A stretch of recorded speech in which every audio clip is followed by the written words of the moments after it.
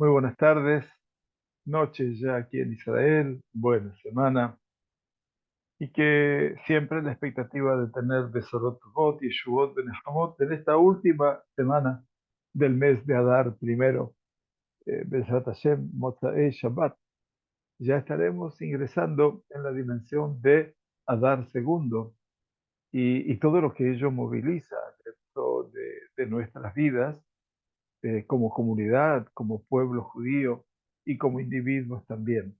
Al menos eso venimos vivenciando en la profundidad del pensamiento de Rav Soloveitchik cada miércoles, estudiando específicamente el doble rostro de Purim. Pero Adar Sheni nace bajo una convocatoria muy interesante que es Mishenichnas Adar Marvim Besimcha. Desde que ingresa el mes de Adar, incrementamos la alegría. Y ese incrementar la alegría implica que a veces es difícil sustentar la alegría, es difícil poder llamarla a vivir con nosotros, porque las circunstancias que nos rodean no siempre son las mejores. Y este mes es un llamado casi a cada uno de nosotros, a cada una de nosotras, para llevar adelante un proyecto impensado que representa el hecho de al mal tiempo buena cara, llamémoslo así. O sea que más allá de las realidades que nos circundan, del invierno que no se va y de la primavera que no llega, una de las dos, también hay una realidad en este pequeño país que cada vez lo hace más grande, que es su población, que es su gente, que son sus soldados, que son sus soldadas, y que en última instancia nos ponen verdaderamente en una situación de orgullo personal. Rezamos por ellos y por los cautivos y por las personas enfermas y por aquellos que se han ido de este mundo tan precipitadamente. Rezamos todos los días, desde hace 150 días, 5 meses. Estamos en este proyecto, pero que representa cómo albergar la alegría en un espacio tan complejo de dolor, de angustias y por sobre todas las cosas, del no saber cuándo esto llegará a su fin. Porque si hay algo que nos pone verdaderamente de sobre manifiesto, es que no sabemos verdaderamente cuándo esto llegará a su fin. Y lo primero que queremos y lo primero que deseamos es, ante todo, que no sepamos más de guerra. La vida es esa ecuación que el Kohelet nos la muestra, que el Eclesiastés, que el rey Salomón, nos la muestra con esas antípodas, con esos dos extremos, de que podemos pasar de la tristeza a la alegría. Porque en última instancia, la fiesta de Purim, no olvidemos, empieza siendo una desgracia, de la cual es imponderable lo que habría de pasar en 127 comarcas de un imperio, cuando un día de un mes determinado se habría de dar por fin lo que los nazis pusieron en práctica en el siglo XX, llamado la solución final, Yemam, su nombre sea borrado. Y por eso Purim es el Naafoju. Naafoju es cuando las cosas se invierten, pero se invierten y precipitadamente. No porque nosotros seamos los gestores de esa inversión, sino que somos los actores de esa inversión. Y no me cabe ninguna duda que esto que los Jajamim acuñaron, Mishenichnas Adar Marvim Besimcha, cuando ingresa el mes de Adar, incrementamos la alegría, es para hacernos un llamado de atención que a veces, hoy por hoy, poder despertar al Imale Tehok Pinu, que nuestras bocas se puedan llenar de una sonrisa, sonreír con boca abierta, sentirnos en la plenitud, es muy difícil, es muy complejo. Y sin embargo, la invitación del mes de Adar es para eso. El libro de Coelet está llegando a su final, ya estamos ingresando en su capítulo 10, nos quedará un capítulo 11 y un capítulo 12 para volver a tomar este libro y poder ponerlo en práctica cada mes del año. Si el año tiene 12 meses, un capítulo por mes. Poder reflexionar sobre él, intentar pasar y repasar sobre él y fundamentalmente recordar. Recordar no lo que está escrito, sino que recordar un libro es el sentido de la palabra recordar en español, que nace de la palabra latina, del latín recordare. Recordare. Re es volver. Cordare es cuerda. Volver a pasar por la cuerda. ¿Qué significa la cuerda? En términos de medicina, la cuerda es el cardio. O sea, que recordar es volver a pasar por el corazón. Cuando nosotros tenemos la capacidad de poder recordar, entonces recordar a alguien es volver a pasarlo por nuestro corazón. Recordar un suceso es volver a pasarlo por nuestro corazón. Ese es el sentido del recordar. No tan solo una cuestión pasiva, sino que es una cuestión, créanme, súper activa. Y el valor del recuerdo es un valor, creo que único, que vive, supervive y vivirá por la eternidad en el seno del pueblo judío. No es casual, no es casual que el Shabbat anterior a Purim, dentro de poco Shabbatot, no mucho, se llama Shabbat Zahor. Es el Shabbat de la memoria, el recuerdo. Y el recuerdo significa la alerta. Tratar de no olvidar es lo negativo de la mitzvah, pero tratar de recordar es lo positivo. Y recordar es volver a pasar al corazón, como nos gusta hacer con las personas que queremos bien, entonces las volvemos a pasar por nuestro corazón. Muy bien, bienvenidos a nuestro encuentro de Coelet. Vamos a compartir, ante todo, un pequeño resumen para las personas que, que no estuvieron estudiando todo el capítulo 9. Vamos a ver una síntesis del capítulo 9 que acabamos de terminar y luego comenzaremos, en favor de Dios, el capítulo 10. Cualquier pregunta, ustedes ya saben, me pueden marcar la pregunta y yo con mucho gusto, y si puedo, la habré de responder. Entonces, la síntesis del capítulo 9 de Coelet nos dice que, ante todo, decía el Coelet en los primeros versículos, que era preferible la vida a la muerte. El rey Coelet había salido entonces de esa debacle que representaba la depresión por la ausencia a la euforia por la presencia. Coelet comienza el fragmento determinado que todas las personas tienen un destino. Así había empezado a decirnos, que todos tienen el mismo destino, que es la muerte. Todos, en cuanto a todos, Beacol, Caracol, acontecimiento único, al justo y al impío, nos decía en el versículo 2, al bueno y al inmaculado y al mancillado, al tajor y al tamén. Ya, y al que sacrifica, perdón, y al que no sacrifica, aquel que es una persona devota y cumple mitzvot y aquel que no lo hace. Tanto el bueno como el pecador, el que jura como el juramento teme, o sea, tanto aquel que jura de forma casi rutinaria, como aquel que teme cada palabra que sale de sí. Así decía el Coelet, todos tienen un mismo destino.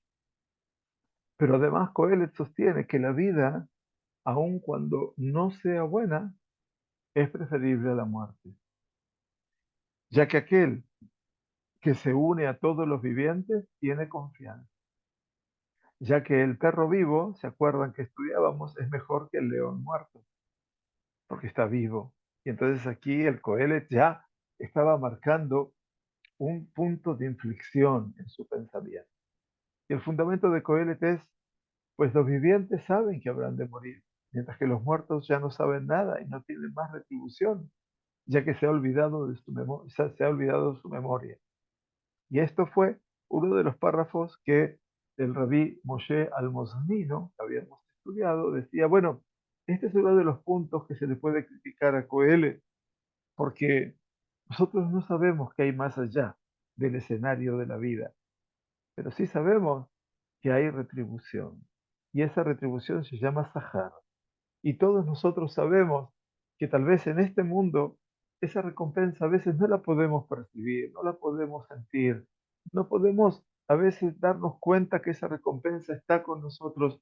Bastaría con mirar un poquito alrededor, bastaría con empezar cada mañana junto a la persona que amo, o empezar cada mañana sabiendo que tengo un destino a dónde acudir y dónde estar, que es mi tarea, que es mi insight con las personas, con las cosas, y todo eso ya es una braja, todo eso es una verdadera retribución.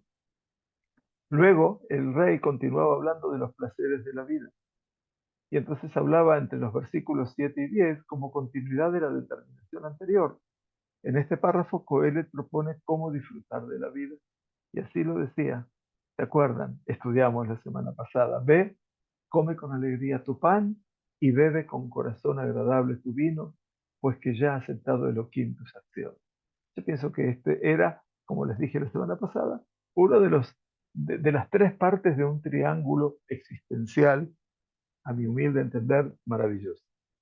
Porque esto de comer con alegría tu pan, no importa cuánto pan, y beber con corazón agradable tu vino, y no importa cuánto vino y qué calidad del mismo, pues que ya ha aceptado Elohim tus acciones, porque el Todopoderoso ya ha aceptado cada acción que yo me propongo hacer. Y entonces, en última instancia, es fantástico este escenario. Al final del fragmento, Coelet sintetiza y argumenta que la persona debe disfrutar y hacer lo que desea, ya que en el sepulcro, claro, después de la vida, tras la muerte la persona no lo podrá hacer. Y es verdad, en ese sentido, el Rambam mismo, Maimónides, nos ha dicho que la diferencia entre el Olam Abba, el mundo venidero, con este mundo presente, es que en el mundo venidero no hay disfrute material. No hay comida, no hay bebida, no hay nada de lo que yo puedo disfrutar en este mundo. Y por eso el rey Coelet, en última instancia, lo dice desde un lugar que uno diría, bueno, pero ¿por qué tan triste? ¿Por qué tan deprimido? Bueno, porque como todo ser humano le preocupa lo que va a pasar después y que uno no pueda ser protagonista de ese después, lo angustia mucho más. Claro, hay que ver qué protagonismo tenemos en la vida. Si yo soy referente para ti o usted es referente para mí, eventualmente, entonces ya hemos creado un motivo por el cual vale la pena esa vida. Y eso es lo que tratamos de confluir y los seres humanos, de poder generarnos ese ser referente, porque la referencia genera pertenencia a la idea, a la persona, a sus modas, a sus midot, a sus atributos, etcétera. Y de esa manera estamos construyendo nuestra vida vincular. Entonces, decía, todo lo que haya tu poder para hacer en tu vigor, haz, ya que no hay acción, ni pensamiento, ni conocimiento, ni sapiencia en el sepulcro donde tú vas allí. Por lo tanto, mientras tengas la fuerza para hacer, hazlo. Esto es lo principal. Tú te sentís con vigor, con la fuerza, con el coaj, eso hay que aprovechar. Y avanzaba entonces después a lo que representaba la persona que está limitada. En este párrafo nos dice, Coelho enfatiza cuán limitada es la persona que no conoce su destino ni su futuro, ya que tampoco habrá de saber el hombre su hora, como los peces que se atrapan en el mandil doloroso y como pájaros atrapados en la trampa. Como ellos son enlazados los hijos del hombre en la hora del mal, cuando no haya de ceder sobre ellos o que no haya sobre ellos algo que acontece de súbito.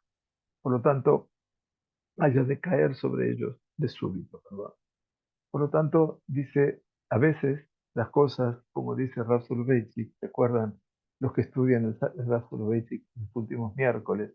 Él hablaba de la vulnerabilidad nuestra. Y esa vulnerabilidad es lo que Shlomo está diciendo aquí. Tú ya que tampoco habrá de saber el hombre su hora.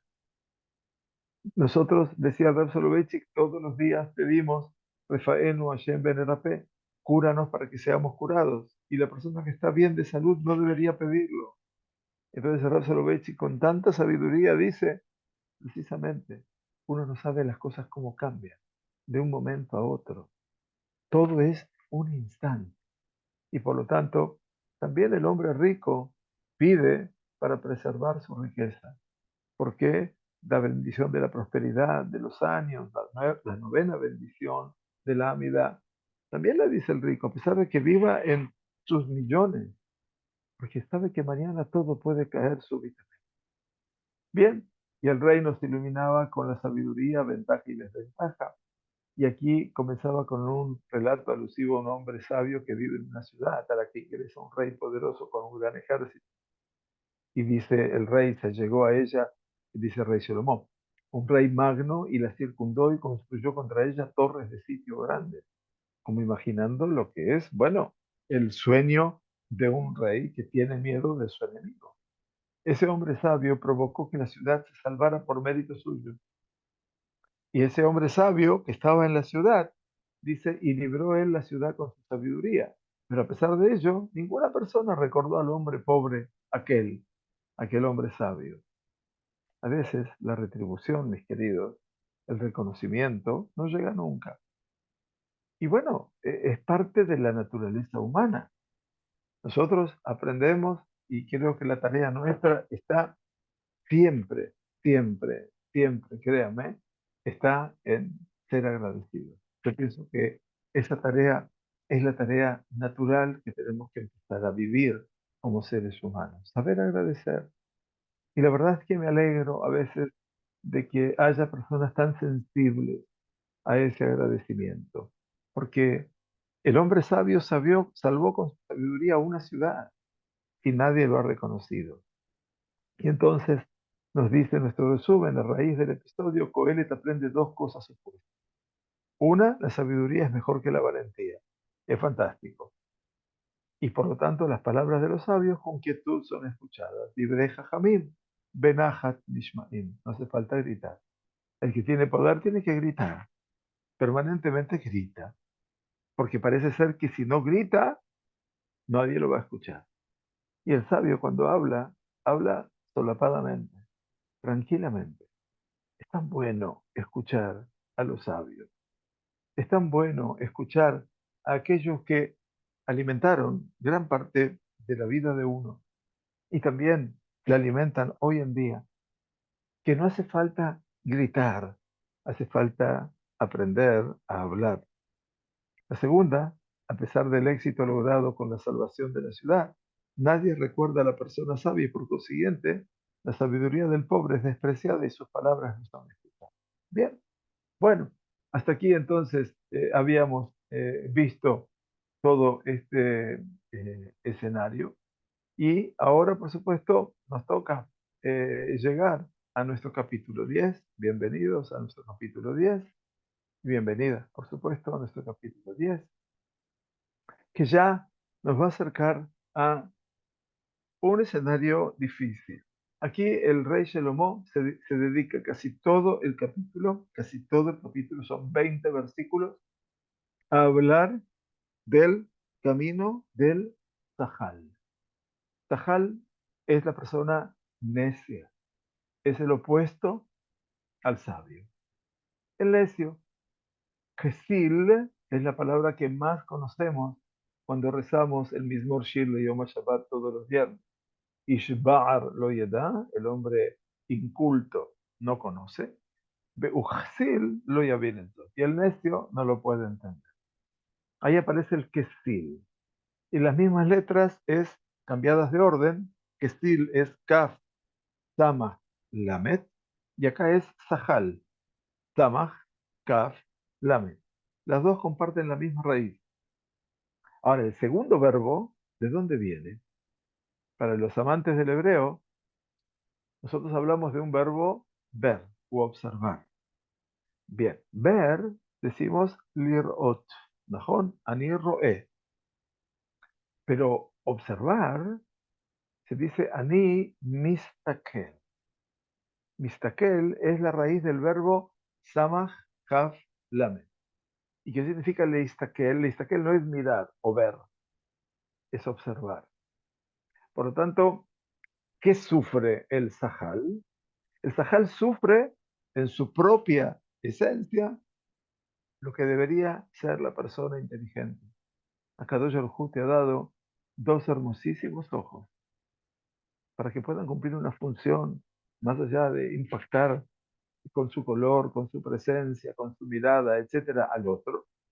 Esos ojos sirven como la proyección del ser humano, aquello que lo prolonga a lo largo de su existencia.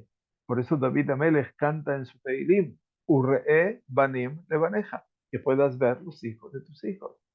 Esa prolongación es esa actitud de la visión, que es una visión a tiempo, a futuro.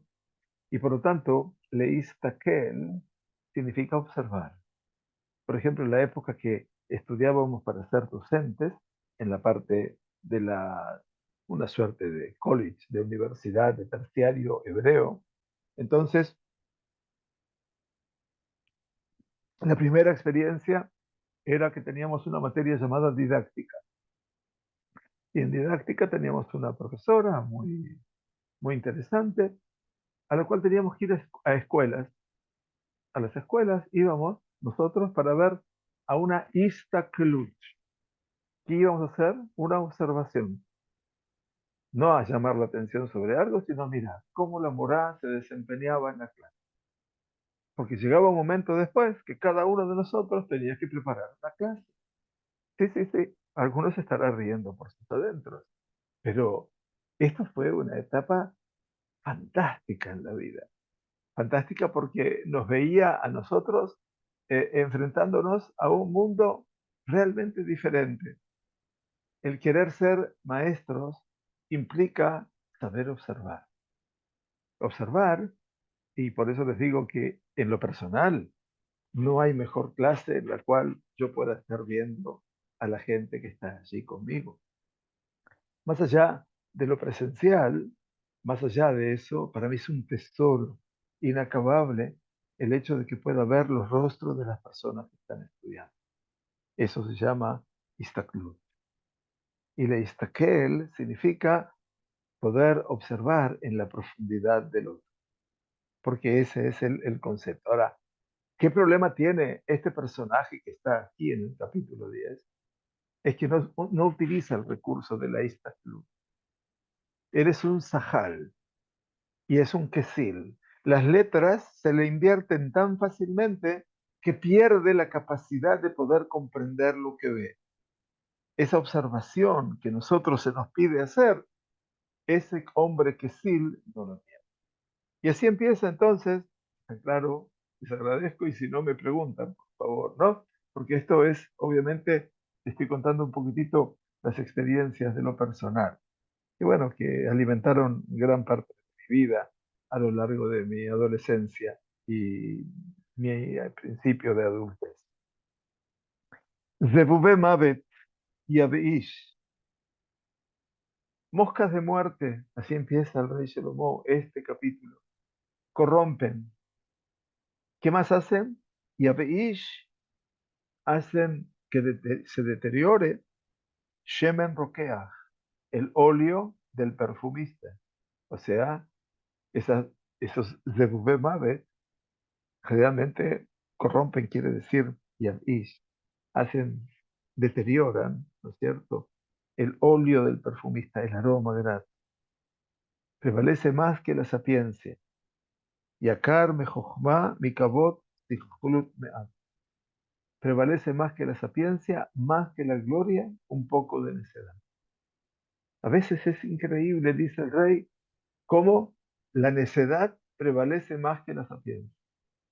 Cómo la necedad, el kisil, el Sihlut, que estamos hablando de la misma raíz, es más que la gloria.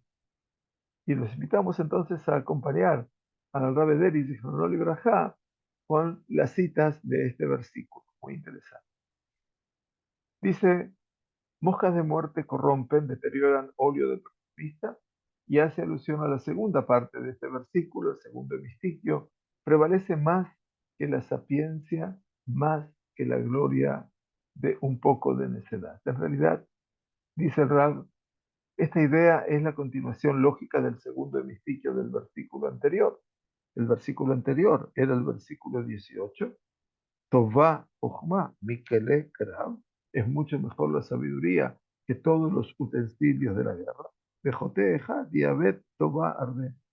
Dice, y un pecador habrá de perder mucho más de la gran cantidad del bien.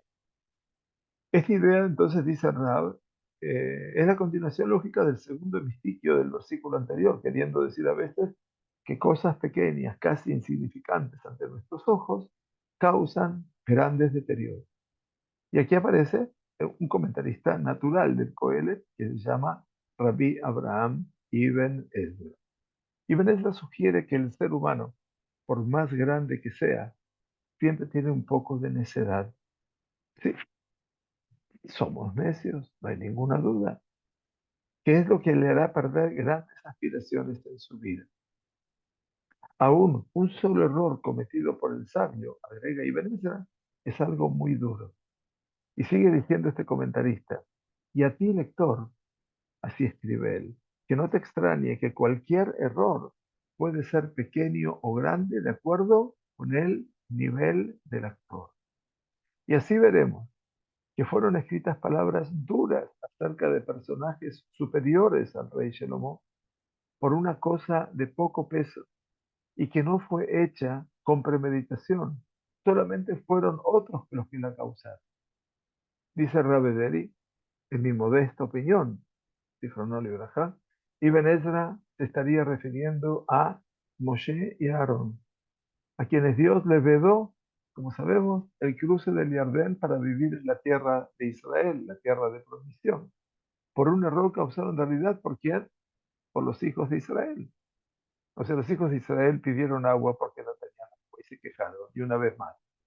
Y así lo traduce el rey David, no en el hecho donde pasó en la Torá, sino en el libro de Sal. En el libro de Teirim siempre tenemos el correlato de muchos escenarios que han pasado en nuestra Sagrada Torá. Y allí, ¿qué dice el correlato? Ellos, se refiere a Israel, lo exacerbaron sobre las aguas de la contienda, se llama Mei Meribá, las aguas de la disputa, y le fue hecho mal a Moshe por causa de ello. Acuérdense que en este caso, Akadosh Baruj Hu le indicó a Moshe, todo el mundo estará recordando, que debía debía hablarle a la roca. ¿Y qué hizo Moshe? Moshe estaba tan fuera de sí que tomó su bastón y le dijo a ellos, escúchenme ahora, rebeldes, ¿acaso de esta roca yo habré de sacaros agua? Y golpeó la roca 2 veces, no una. Y las aguas fluyeron. O sea que no faltó el agua. Pero eventualmente hay toda una situación que la moviliza quién, el pueblo. Y entonces lo que el Ibn Ezra está diciendo, dice que a veces, que por una cosa de poco peso y que no fue hecha con premeditación, solamente fueron otros que la causaron, la persona, el hombre justo, pierde obviamente una gran parte de su existencia. Y sigue entonces el rey Coelet y dice algo muy bonito, siempre todo es bonito lo que dice, Lev Haham Liminó. El corazón del hombre sabio está hacia su derecha. Belev Kesil Lismono. Empero el corazón del necio está hacia su izquierda. Y aquí todo el mundo estará preocupado, porque me estará diciendo, entonces somos todos necios.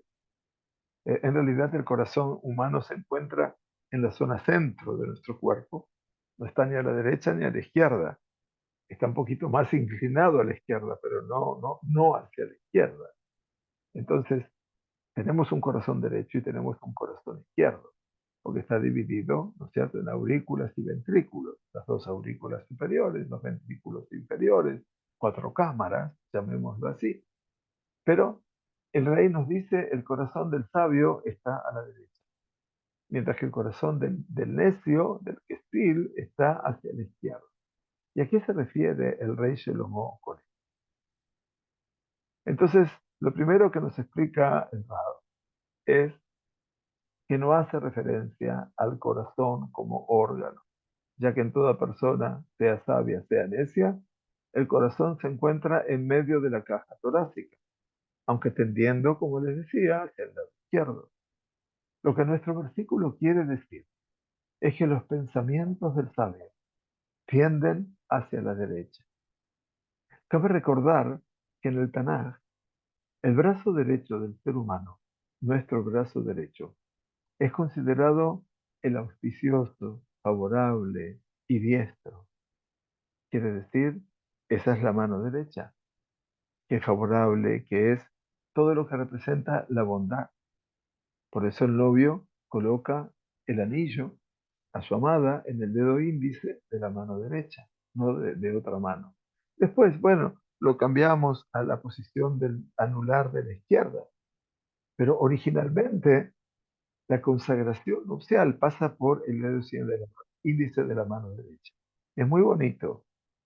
Entonces, el brazo derecho es considerado auspicioso, favorable y diestro, mientras que el otro brazo, el izquierdo, es el negativo, es el siniestro, por eso se le llama siniestro, ¿verdad? O sea, uno ahora se da cuenta, diestro, siniestro, se da cuenta entonces qué diferencia hay entre nuestros brazos. En síntesis, la idea es que se llama sabio aquel que controla su pasión y dirige su deseo hacia lo positivo, o sea, lo permitido. El necio es aquel que lamentablemente se deja llevar por los impulsos de su corazón, llegando a situaciones negativas generadas por el pensamiento, por pensamientos siniestros. Y aquí quisiera compartir con ustedes otros aprendizajes. ¿Qué significa esto? Que el corazón del sabio está a la derecha y el corazón del necio a la izquierda. Entonces yo les ruego que tomen un libro como el que yo tengo en mis manos. ¿Lo ven aquí el libro? Este libro tiene dos lados. Tiene este lado que estoy tocando, que para ustedes es la izquierda, pero para mí es la derecha, y este otro lado que es la izquierda. Como quieran que tengan un libro delante de ustedes. Y entonces les pido que hagan un ejercicio, por favor. Ese libro es en hebreo. Bien, ¿de qué lado a lado, de qué lado a qué lado se lee el hebreo? El hebreo se escribe de derecha a izquierda, ¿no? Al revés de nuestro español. Cuando hacemos una lectura de un libro, leemos de derecha a izquierda. ¿Najón? También. Pues ahora les pregunto, el corazón del sabio está a la derecha.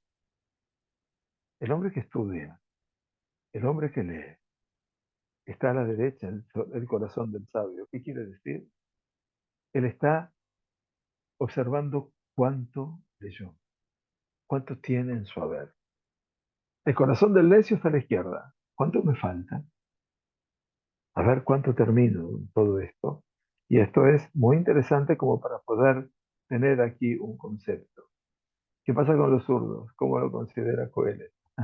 ¿Cómo lo pasa con? Muy bien. Lo que pasa es que para el zurdo, su mano zurda es la diestra.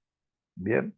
Entonces ya de por sí, no es una cuestión, aquí lo que está diciendo, yo creo que es una, gracias Anat por tu pregunta, aquí lo que está diciendo el rey Coelet es que ese corazón está ligado a la derecha, entonces si mi diestra es mi siniestra, entonces mi mano derecha es la mano izquierda. De hecho, cuando me coloco tefilim, si yo fuera zurdo, me coloco los tefilim sobre la mano derecha, porque la mano derecha es la mano débil, es la siniestra. Bien, entonces normalmente cuando yo soy diestro me coloco los tefilim sobre la mano izquierda. Así que de una u otra manera hay cierta educación de ambas manos. Ahora, lo importante, yo creo que el corazón del sabio está a la derecha y el corazón del necio a la izquierda, es la posibilidad de definir cómo la persona acumula su conocimiento. Aquella persona que es sabia ve cuánto estudió. Y aquella persona que es necia simplemente ve lo que le falta. Y esto es muy bonito, porque en última instancia no tenemos que preocuparnos por lo que nos falta estudiar, sino cuánto hemos estudiado. Al día de hoy, no sé después de cuántos meses, la verdad que no lo tengo en cuenta, para mí El estudio es una constante y como es una constante, entonces para mí es estar todos los días con él y ustedes también, por supuesto. Y entonces, en última instancia, a veces uno pierde la idea del tiempo con respecto al texto, con respecto al estudio, porque lo que importante es el estudio. Dice el rey Coelho, Begamba derech kishiasahal olej libohasem. Y esto para mí es una de las grandes definiciones. Y aún en el camino, en la senda, cuando el necio camina, su corazón está hacer, su corazón está desprovisto. Y entonces dice, ve amar la col, sahal u. Y dice a todos, manifiesta a todos, que necio es. O sea, y cuando yo voy por el camino, ¿qué pasa conmigo? Dice el rey Coelet, dice, marca, dice, el necio camina, su corazón está desprovisto.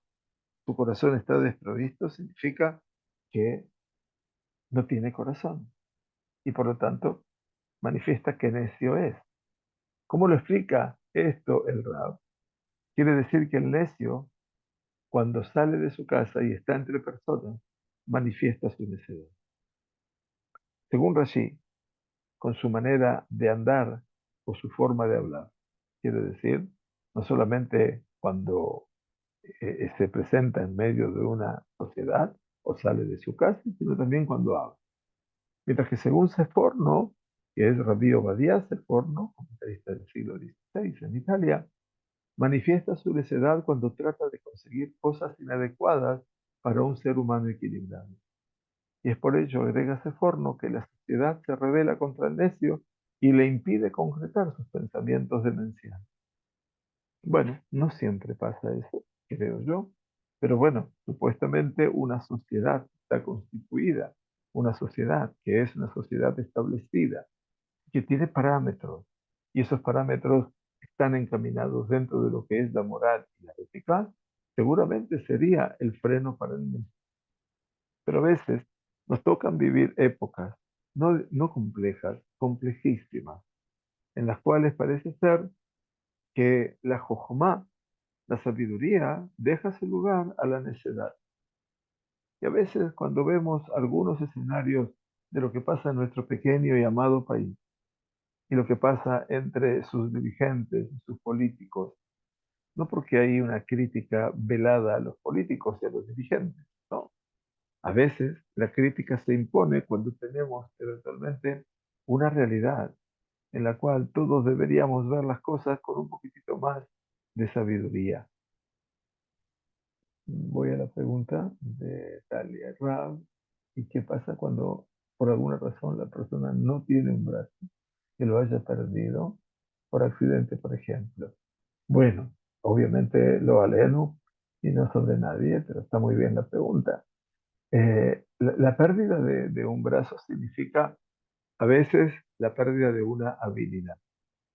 Eh, yo he visto niños a lo largo de mi vida que han nacido con un muñón. En vez del brazo, la mitad, digamos hasta el codito, y ahí tenían los deditos. Bueno, y justo de la mano derecha. Miren, si a tu pregunta, ¿no? Que es súper sensible. Entonces, lo he visto, lo he vivido con más de una criatura, eh, en distintos ámbitos, en Argentina, después en Uruguay, y me he dado cuenta eh, con cuánta capacidad esos niñitos superan la dificultad. En un adulto que nació con ambos brazos, obviamente la superación de la dificultad es mucho más difícil, porque esto ha sido innato y esta realidad que tú preguntas está provocada por una realidad triste, ya sea también una pierna, por ejemplo, Dios no permite. Pero en última instancia, yo pienso que la mejor forma, y aquí en Israel, los heridos de guerra y todo lo que tenemos y en esta guerra última en particular, creo que hay todo una batería de realidades que nos llevan eventualmente a poder optimizar la idea. Por eso dije, no pensemos solamente en el órgano, en la mano, sino pensemos también en la idea. Y la idea representa cómo capitalizar el aprendizaje. Y por eso dije que el aprendizaje, el corazón del sabio está a la derecha y el corazón del necio a la izquierda, en el sentido de lo que la persona ha estudiado, ha, comillas, acumulado, está a la derecha, porque el texto se lee de derecha a izquierda. Y lo que falta está en otro ámbito. Bueno, creo que eso sería la idea, si pude responder en parte a tu pregunta. Y es muy interesante. Gracias. Dice el versículo 4, Imrúa Hamushel Ta'ale Aleja Mekomja Altan. Si el furor del gobernante te alza contra ti, tu lugar no has de dejar. No dejes tu lugar. Kimarpe Yanía Hataim Yenelim. Ya que el aflojamiento quiere decir, si tú cedes, atempera grandes errores. Yanía Hataim Yenelim. Quiere decir, si tú no respondes con furor, eso va a temperar grandes errores. Esto está normalmente como explica en el libro de Mishlei, el mismo rey Coele, Ma'aner Raj, una respuesta leve, liviana, frágil, atemperada, y Ashiv Gemá. Será el que le responda al enojo, a la furia. Estamos en una situación en la cual se produce una discusión. Bueno, si uno grita más que el otro, eventualmente, entonces seguramente no podremos ah, resolver la cuestión. El rey dice en el libro de Mishle, no en esta Megilá, Ma'ane Raj, una respuesta suave. Y Ashiv Gemá, responderá al enojo. Y por eso aquí aparece el furor del gobernante, quiere decir, el que tiene el poder. Y el que tiene poder siempre grita, no sé por qué, pero siempre grita. No estoy hablando aquí de una elocución y que está hablando delante de la gente. Entonces dice, si el furor del gobernante se alza contra ti, tu lugar no has de dejar. Quiere decir, eh, eh, me comja al Tanaj, no la dejes. Entonces nos dice el Rab, este versículo que encierra cierta dificultad lingüística, ha sido interpretado en forma antagónica por los diversos exégetas. Y esto es lo bueno, porque que un libro te deje a ti la perspectiva abierta de interpretar las cosas de diferente forma, para mí es un libro excelente, que me deja ver las cosas en blanco o en negro, o en grises y dorados. Eso es lo fundamental, que cada texto para mí sea un pretexto para poder analizarlo, para poder estudiarlo, para poder incorporarlo. Entonces dice, nuestra versión está basada en la interpretación del Rashbam. Este Rashbam es Rabbi Shmuel ben Meir, que es el nieto del comentarista Rashi. Leemos en su comentario.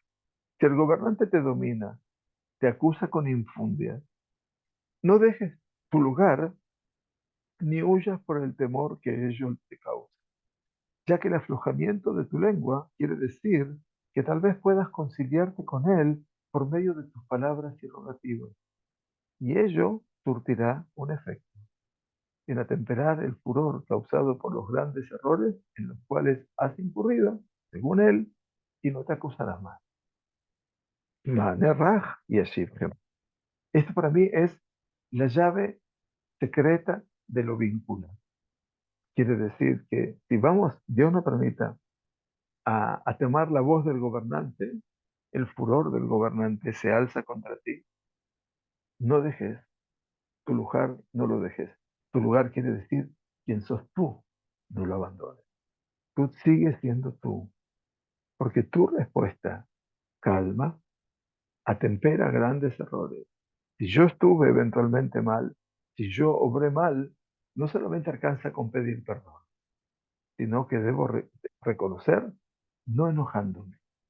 Porque finalmente el enojo más el enojo sigue siendo enojo al cuadrado. Y eso obviamente no nos sirve a nosotros los seres humanos como para poder ingresar en este mundo de relatos. Muy bien, y entonces hasta aquí hoy podemos llegar. No es que yo trato de estirar el coelho, yo la verdad que no, pero no me permite este libro, sino tratar de incorporarlo y a incorporarme, porque esto es lo que marca el desarrollo de la vida. Yo pienso que es con lo que nos enfrentamos cada día y lo natural del enfrentar cada día es verdaderamente poder enfrentar esa realidad y poder reconocer que podemos enfrentarnos en forma diferente. Bueno, ¿qué más decirles? Muchísimas gracias por acompañarnos como siempre en nuestro espacio del Rey Coelet y bueno, que tengamos la posibilidad siempre de preguntar eh, y también de escuchar, porque a mí, vuelvo a repetirles, me encantaría escuchar, pero bueno, me encanta obviamente el hecho de que nos puedan hacer preguntas.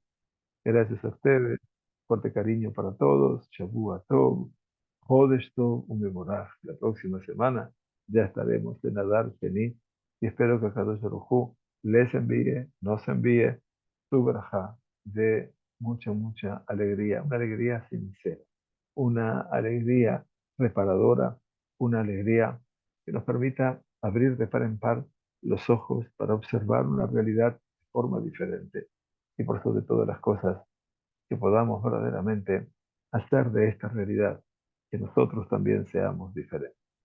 Cariño grande para todos. Gracias por acompañarnos. Shavuot tov.